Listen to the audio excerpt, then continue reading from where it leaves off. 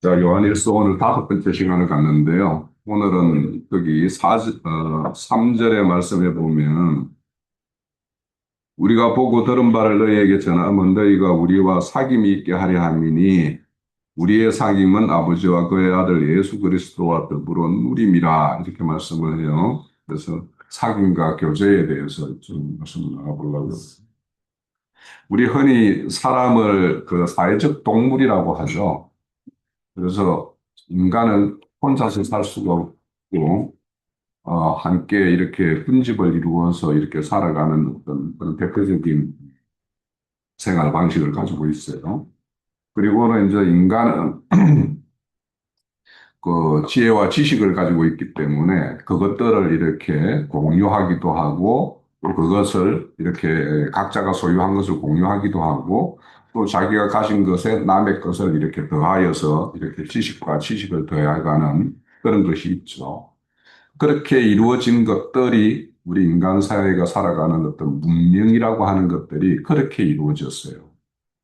그래서 세상의 문명은 지식의 전달과 축적 그리고 소통을 통해서 점진적으로 이렇게 발전되어서 오늘날 우리가 누리고 있는 이 문명이라는 것은 우리 인간의 어떤 그 개인이 가지고 있는 지식으로서 다 이해할 수 없을 만큼 그렇게 혁명적으로 바뀌고 있어요. 그 바뀌는 시간의 타임은 점점 더 이렇게 짧아지고 있죠.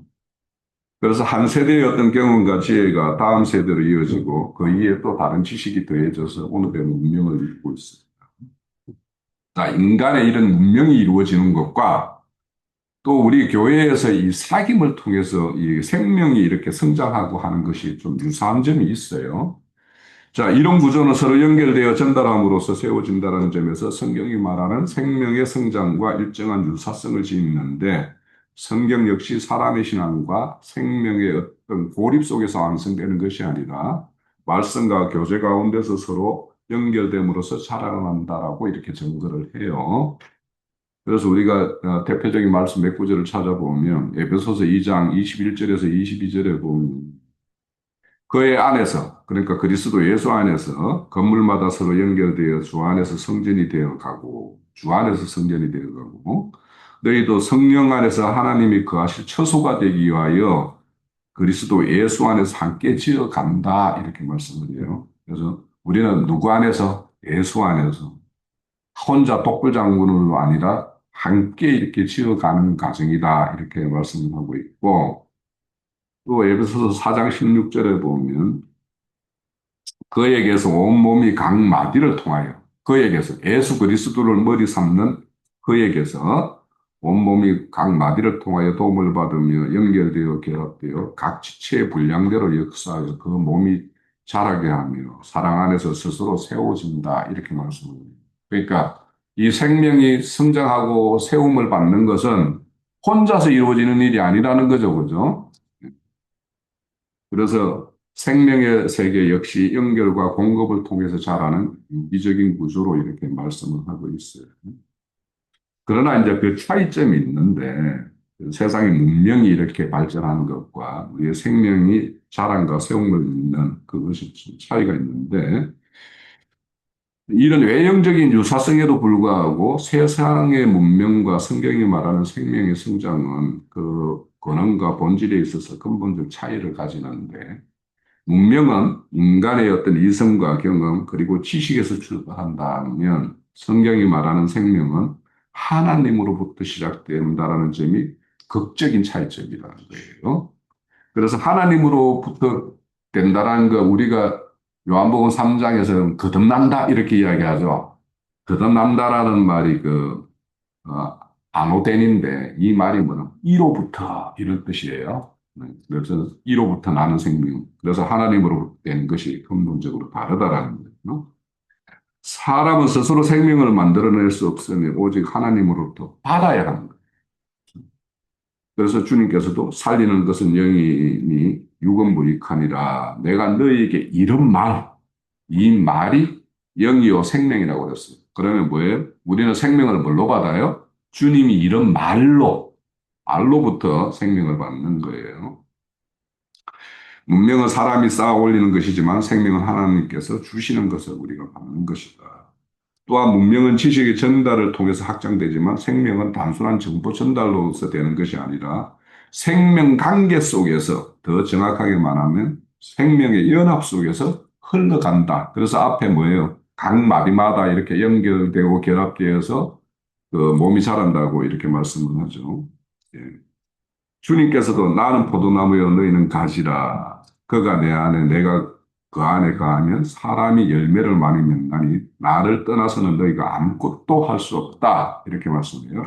그러니까 이것도 연합을 말하죠. 네. 그러니까 연합의 일차적인 거는 예수 그리스도와의 연합이에요. 그리고는 또 그것이 확장돼서 지체들과의 연합 이렇게 되는 것을 말합니다.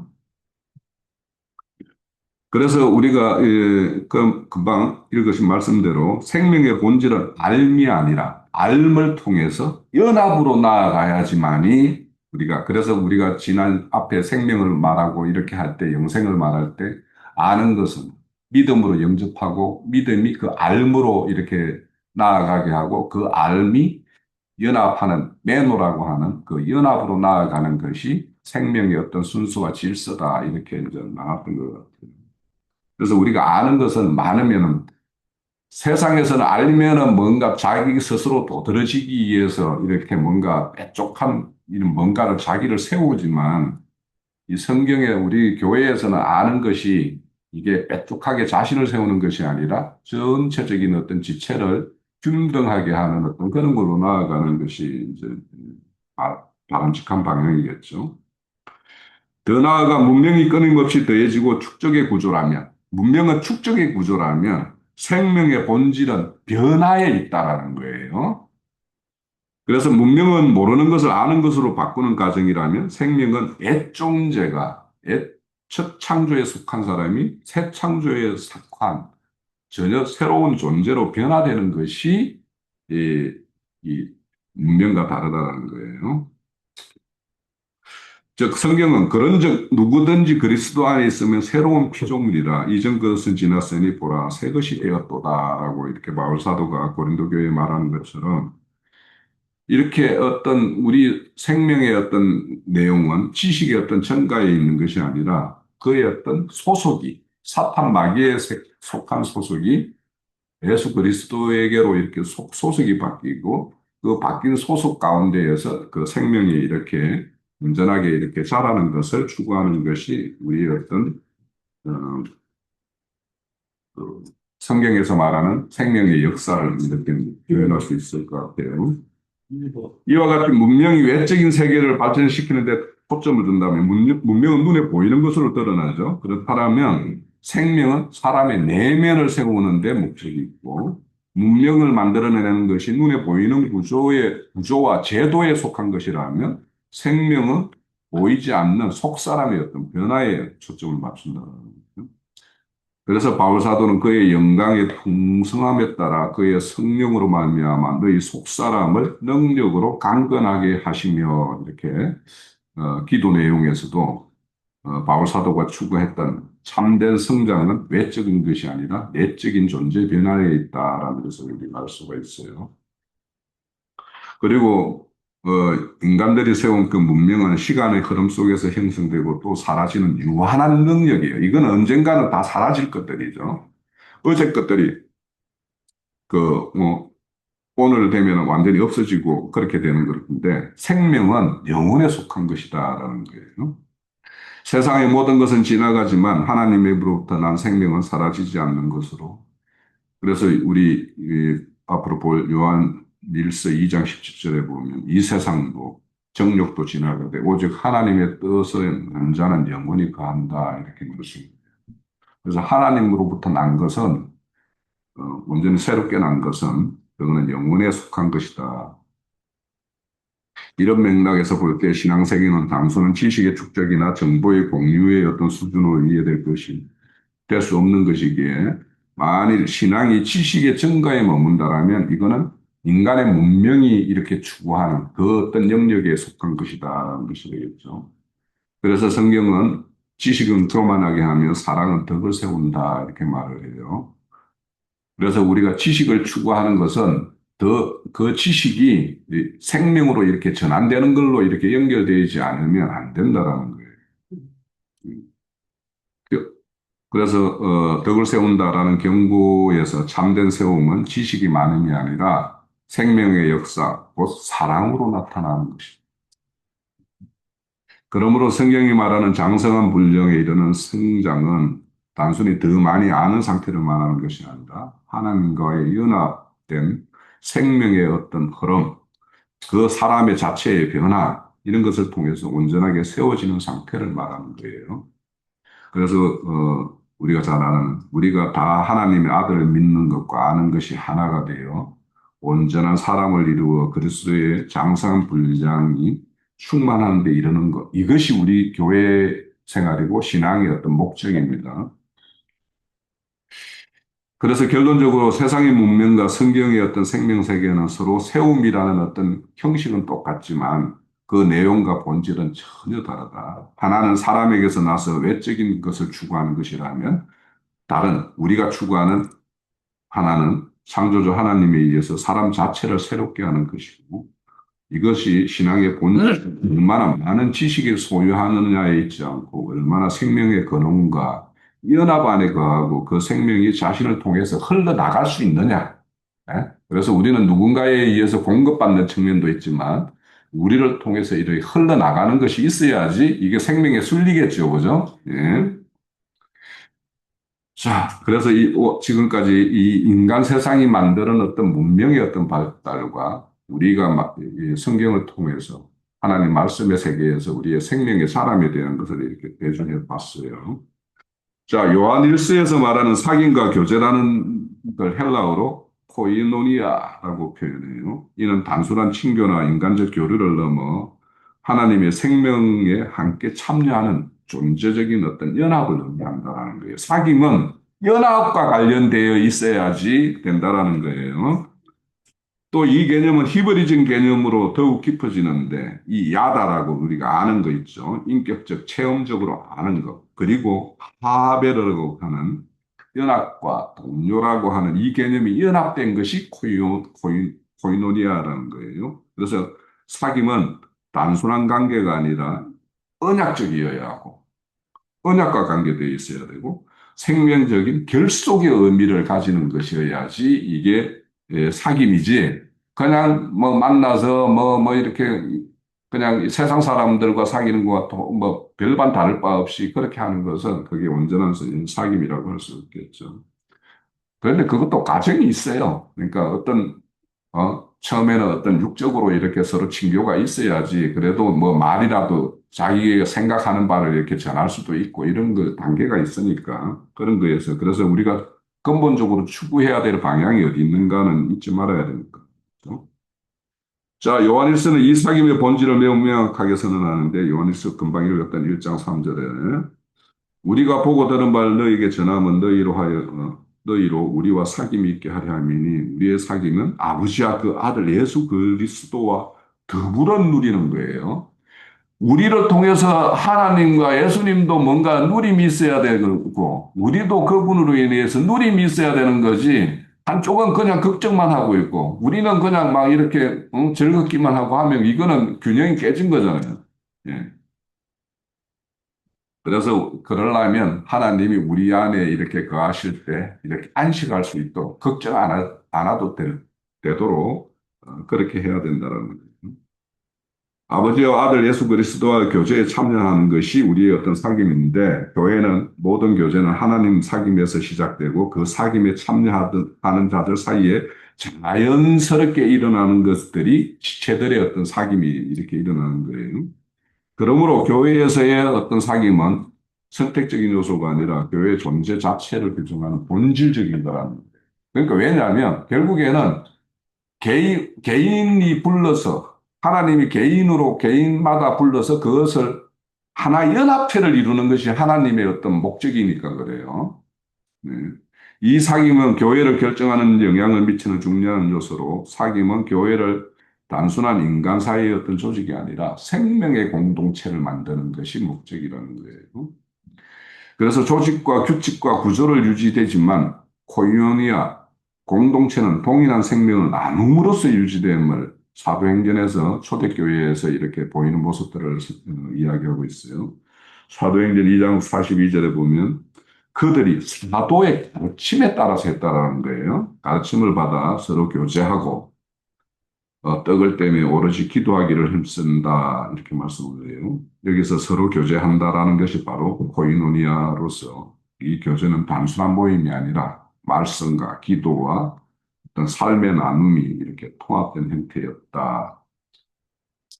그리고 2장 44절에 보면 믿는 사람이 다 함께 있어 모든 물건도 서로 통용하고 라고 하는데 참 이런 것들을 말 그대로 해가지고 무슨 공동체 해가지고 막 니꺼 내꺼 없이 막 이런 뭔가 공동체를 이루는 인간의 어떤 방식으로 이루는 것 그런 것들을 가끔 소개하는 것들 이렇게 매스컴을 통해서 봤죠. 근데 그런 것들이 오래 가지를 못해요. 시간이 지나면 거기에는 인간의 어떤 욕심이 딱 개입되는 순간 그 모임은 그냥 깨지는 것인데 그런데 이제 이런 어떤 우리 성경에서 말하는 어떤 그 사귐이라는 것은 그거는 물질의 풍요도 어떤 한계가 없으면은 그거는 하나님의 뜻이 아닐 수 있어요. 왜냐하면 하나님은 물질이라는 수단을 가지고 그 각자를 다루기도 하고 세우기도 하기 때문에 그래서 어떤 누구에게는 이게 궁핍하게 하는 것이 이를 세우는 어떤 수단으로 하나님이 등용을 하고 있는데 그의 모든 것을 막 지체들이 도와준다고 해가지고 싹 막 이렇게 모든 걸 하는 것은 하나님의 뜻을 반할 수도 있는 거예요. 그래서 우리가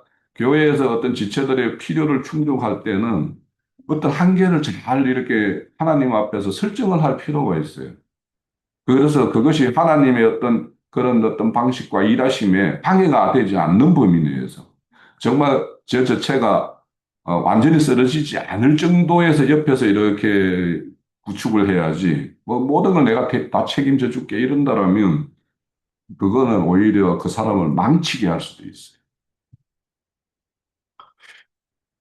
자, 그래서 이렇게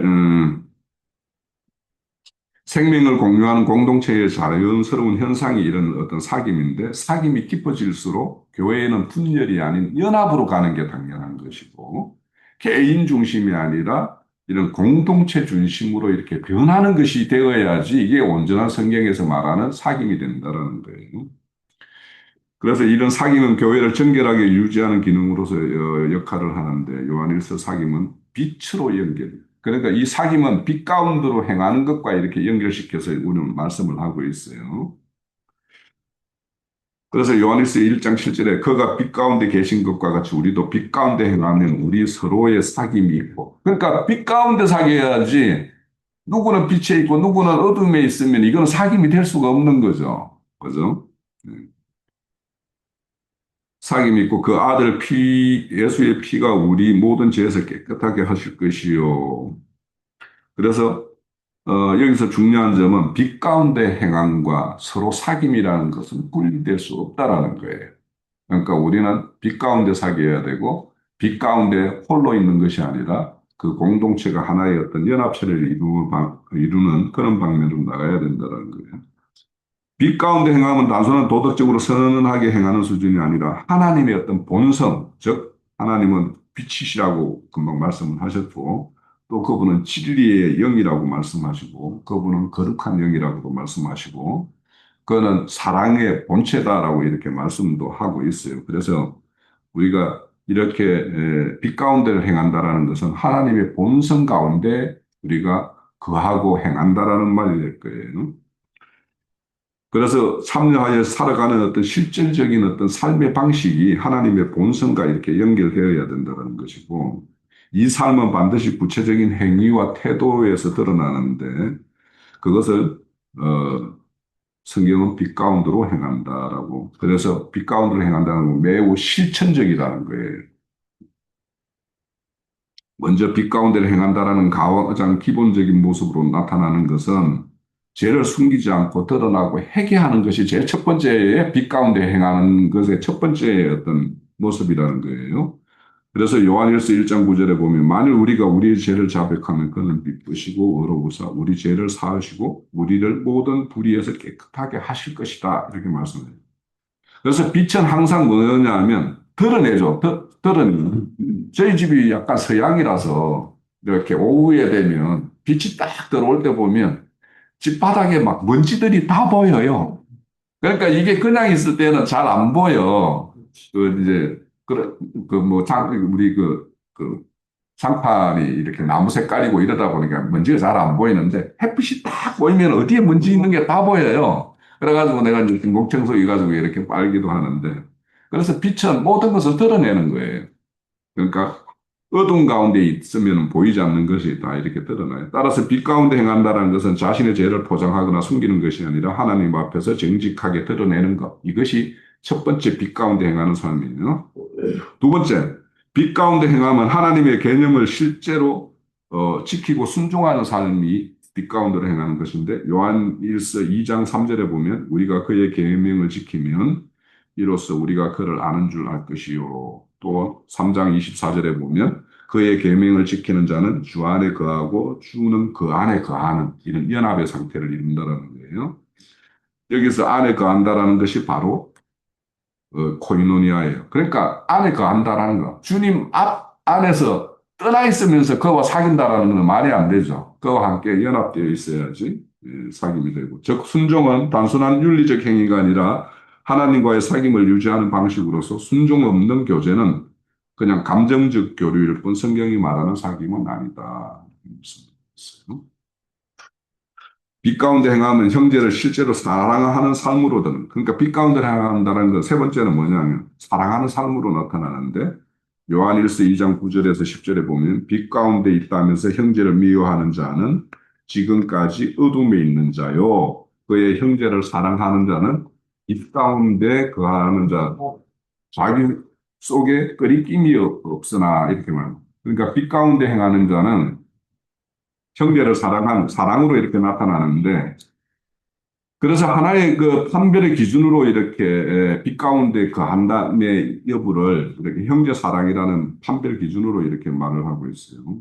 그래서 사랑은 단순한 어떤 감정이나 이런 것이 아니라 실제적인 행동이 이렇게 포함되는 것이고 그래서 3장 18절에 보면 자녀들아 우리가 말과 혀로만 사랑하지 말고 행함과 진실함으로 하자 이렇게 말씀합니다. 그래서 빛 가운데 행한다라는 것은 공동체 안에서 실제적으로 이렇게 섬김과 희생과 이런 용서 이런 것들이 나타나는 그런 것이 되어야지 빛 가운데 행한다라는 것이에요. 그리고 이제 네 번째, 그리고 빛 가운데 행하는 것은 진리를 따라서 거짓을 버리는 삶이라고 이렇게 말씀드렸어요. 그래서 요한복음 3장 21절에 진리를 행하는 자는 빛으로 오나니 이는 그 행위가 하나님 앞에 행한 것임을 나타내야 함이라. 근데 어둠에 속한 자들은 빛 가운데로 나오는 것이 아니라 오히려 어둠 가운데로 숨어버리죠. 여기서 진리를 행한다라는 것은 단순히 옳은 것을 아는 것이 아니라 삶에서 실천하는 거예요. 교회의 공동체 안에서 진리를 왜곡하거나 타협하지 않고 그대로 따르는 것이 바로 빛 가운데 행하는 것이다. 또 다섯 번째는 빛 가운데 행함은 세상과 구별된 삶을 사는 거예요. 요한일서 2장 15절에 보면 이 세상이나 세상에 있는 것들을 사랑하지 말라. 누구든지 세상을 사랑하면 아버지의 사랑이 그 안에 있지 아니하니. 그래서 빛과 어둠은 이렇게 공존할 수 없다라는 것을 말씀하고 있고 그래서 빛 가운데 행한다라는 것은 세상의 어떤 가치관, 그것은 종력에 속한 것이고 교만에 속한 것이고 탐욕에 속한 것인데 이런 것들을 따르지 않는 것을 이렇게 빛 가운데 행한다라고 말씀합니다. 그리고 여섯 번째는 빛 가운데 행하면 서로에게 거리낌이 없이 투명하게 관계를 이렇게 나타내는 거예요. 그래서 요한일서 2장 10절에는 끄리낌이 없다라는 이런 표현. 그래서 공동체 안에서 이렇게 끄리낌이 없다라는 것은 남들에게 뭔가 걸림이 될 수 있는 것들을 이런 것들을 내어놓지 않는 거예요. 그런 것을 보이지 않는 거예요. 그래서 그런 것들을 이렇게 빛 가운데 행한다라고 말씀을 하고 있고 바울 사도도 이 똑같은 것을 로마서 14장 13절에서 그렇게 말씀하고 있는데 그러므로 우리가 다시는 서로 비판하지 말고 도리어 부딪힐 것이나 그칠 것이 형제 앞에 두지 아니할 것을 주의하라 이렇게 말씀. 그러니까 우리의 어떤 말이나 행동이나 뭔가 보이는 것들 이런 것들이 형제를 넘어뜨리는 어떤 뭔가가 이렇게 될까 이런 거에 대해서는 그런 걸 조심하는 것이 하나님을 경외하는 거예요. 그리고 빛 가운데 행하는 것은 성령 안에서 사는 것인데 구체적으로는 갈라디아서 5장 13절에 보면 성령 아래에서 이렇게 행하면서 율법 아래 있지 않는 것이라고 말해요. 그러니까 율법이라는 거를 다르게 말하면 종교 행위적인 어떤 그 행습 있잖아요. 그들이 날과 절기를 지키는 것이나 무슨 행사에 막 참여하는 것이 이 신앙의 어떤 큰 부분을 차지하는 어떤 그런 것들, 이런 것들이 다 율법 아래 있는 것과 똑같은 정신세계예요. 성령으로 행하는 삶은 곧 빛 가운데 행하는 삶이며 그 열매는 우리가 잘 알다시피 그 9가지 항목으로 이렇게 있는데 이런 것들도 이렇게 우리가 여기에 나오는 어떤 9가지 어떤 일들을 우리 스스로의 어떤 그 믿기 전과 믿은 이후 그리고 신앙의 어떤 연주가 이렇게 참에 따라서 나에게서 이런 것들이 얼마나 좀 이렇게 나타나는가를 한번 점검해 볼 필요가 있어요. 자, 빛 가운데 행한다는 것은 죄를 드러내고 회개하고 하나님 말씀에 순종하는 삶이며 형제를 실제로 사랑하는 삶으로 진리를 따르는 삶을 말합니다. 따라서 세상과 구별되어 공동체를 세우는 투명한 삶을 살 때 서로 사귐이 가능해지고 그 사귐 안에서 예수의 피가 우리를 깨끗하게 하시는 생명의 역사가 계속적으로 나타나게 될 것입니다. 따라서 빛 가운데 행함은 사귐의 어떤 조건이 아니라 사귐과 동시에 나타난 증거이며 사귐을 유지하고 깊게 만드는 실질적인 삶의 방식이라고 할 수 있습니다. 빛 가운데 행하는 일과 참된 교제는 불가분의 관계에 있는데 앞으로 언급한 것처럼 교제는 죄를 숨기는 관계가 아니라 진리 안에서 드러내 정결되게 하는 것이 실질적인 어떤 빛 가운데 행함이고 따라서 교회는 사귐이 깊어질수록 일선이 줄어들고 회개와 정결함이 증가하고 반대로 빛을 떠난 교제는 결국 타협과 이선을 낳게 됩니다. 교회의 사귐은 사랑을 실제 드러내는 통로가 되기 위해서 사랑하는 자들아 이렇게 우리가 서로 사랑하자 사랑은 하나님의 속한 것이다. 사랑하는 자마다 하나님으로부터 나서 하나님을 알고 이렇게 말씀하는데 그래서 이렇게 하나님과의 사귐이 흘러나 나오는 어떤 생명의 어떤 표현이라는 거예요. 그래서 우리가 얼마나 형제를 사랑하는 어떤 그런 것들. 그래서 말씀의 어떤 추구하고 이것을 나누는 것, 또 형제들을 생각하면서 이렇게 기도하는 것, 뭐 이런 것들이 다 형제 사랑의 어떤 실천이겠죠. 이처럼 사귐은 교회의 필수적이며 그 중요도는 매우 절대적이어서 교회는 사귐이 있을 때만 교회도 존재할 수 있다. 사귐이 없는 교회는 형식은 갖출 수 있지만 생명의 상실을 의미하기에 성경은 이러한 바람직한 사귐의 사례를 여러 곳에서 보여주는데 그것은 대표적인 초대교회의 어떤 모습이라고 이렇게 말씀할 수 있고 어, 그 반대로 성경에는 잘못된 사귐에 대해서도 이렇게 말을 해요. 그 5페이지 그 밑에 세 번째 단락부터 좀 읽어볼게요. 하나님과의 사귐을 주장하면서 실제로 어둠 가운데 행하는 경우 요한일서 1장 6절에 우리가 오늘 읽었죠. 만일 우리가 하나님과 사귐이 있다 하고 어둠에 행하면 거짓말을 하고 진리를 행하지 아니하는 것이다.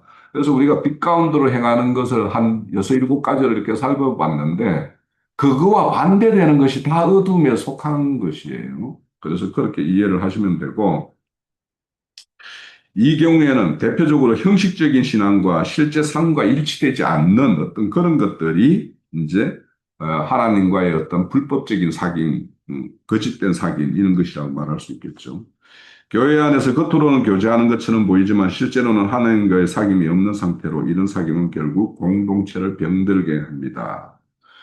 사랑이 없는 교제, 요한일서 4장 20절에 누구든지 하나님을 사랑하노라 하고 그 형제를 미워하면 이는 거짓말하는 자니라고 말하는데 이 경우에도 관계와 단절을 이렇게 초래하고 하나님의 사귐이 없는 상태에서 참된 사랑을 나눌 수 없기에 결국 교회는 갈등과 분쟁으로 이렇게 나아갈 수밖에 없습니다.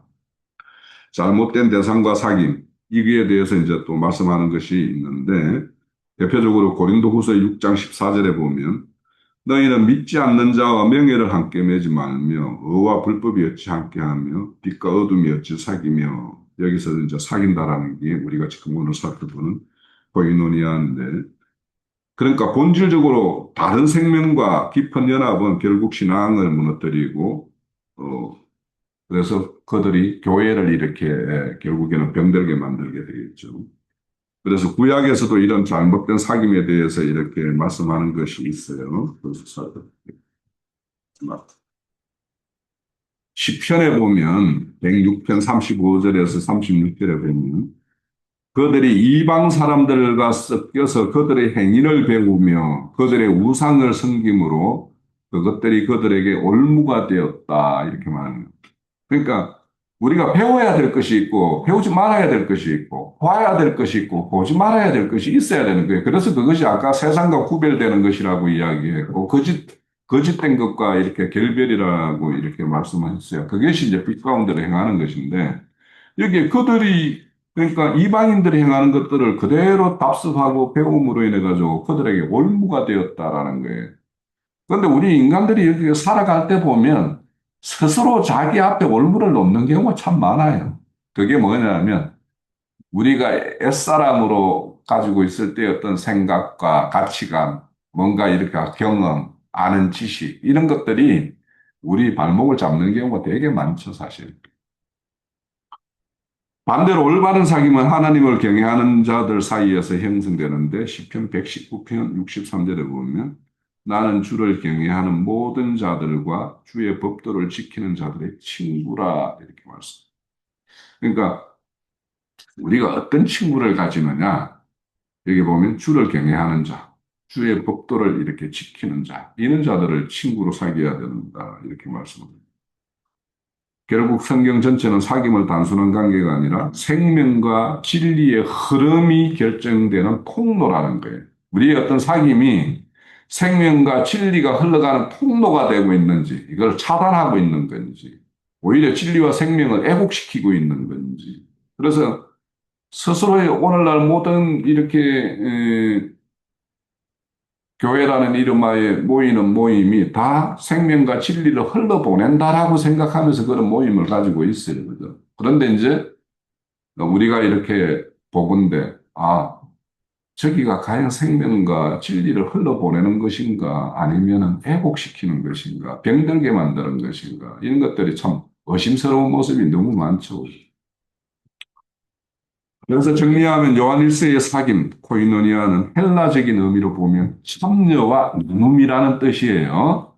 그리고 히브리적인 그 개념으로는 관계적 연합과 언약이라는 어떤 내용이 가지고 있어요. 그래서 우리의 사귐이라는 것은 나는 뭐 따로 놀고 뭐 이런 것이 될 수가 없는 거예요. 다시 이렇게 참여하고 나눔으로 이렇게 사귐이 되어지는 것이고 이건 관계 속에, 관계라는 것은 우리가 한 태에서 난 한 형제라는 어떤 이런 관계, 그런 것과 우리는 하나님에 의해서 언약 백성이다. 그래서 우리는 언약 가운데 있어야 된다라고 하는 이런 개념을 가지고 있어야지 성경에서 말하는 사귐이라는 것이 가능하더라는 거예요. 그래서 이런 어떤 것을 포함해서 교회 안에서 이렇게 사귐이라는 역할이 어떤 것이냐 하는 것을 우리 정리해 보면 먼저는 교회를 생명의 공동체로 만든다는 거예요. 그러니까 개인주의가 여기에는 성립이 안 되는 거예요. 교회라는 것은. 그래서 생명의 공동체를 만드는 것이고 그리고 이 사귐을 통해서 교회가 정결하게 유지가 된다는 거예요. 그러니까 사람이 교회와 떠나 있으면 당연히 세상과 가깝게 지낼 수밖에 없고 하나님 말씀과 반하는 어떤 그런 쪽으로 나아가기가 쉽지 교회 무리 가운데 있어야지 그래서 우리가 아까 그 포도나무와 가지라는 비유에서 봤듯이 우리는 그 가지로서 포도나무에 붙어 있기만 하면 열매는 맺히는 거예요. 그래서 이 사귐은 교회를 정결하게 유지하게 하고 사랑을 실제로 드러내는 실천을 통해서 복음의 능력을 나타내고 흘러가는 통로가 되는 것이 이 사귐이어야 된다는 거예요. 아, 주옥 같은 말 같아요. 그죠? 사귐은 복음의 능력이 이 흘러가는 통도가 되어야지 이게 옳은 사귐이다. 그리고 그 중요성은 절대적으로 사귐이 없는 교회는 존재의 의미를 상실하고 잘못된 사귐은 교회를 무너뜨리며 반대로 하나님과 참된 사귐으로 시작된 코인느니아는 성도 간의 사랑과 연합을 나타내고 결국 세상 가운데서 하나님의 생명을 증거하는 증거의 공동체. 우리가 앞서서 우리가 증거계다 이런 말씀을 나눴던 것 같아요. 따라서 교회의 본질은 프로그램이나 구조요가 아니라 하나님과의 사귐에 참여하는 자들이 서로 생명을 나누는 사귐의 공동체라고 할 수 있다. 이것이 교회의 모습이다. 그래서 오늘도 우리가 말씀과 사귐이 우선되고 그 말씀이 우리 형제 자매님들과의 어떤 사귐으로 잘 이렇게 펼쳐나가고 확장되기를 바랍니다. 자, 오늘 증거는 마칠게요.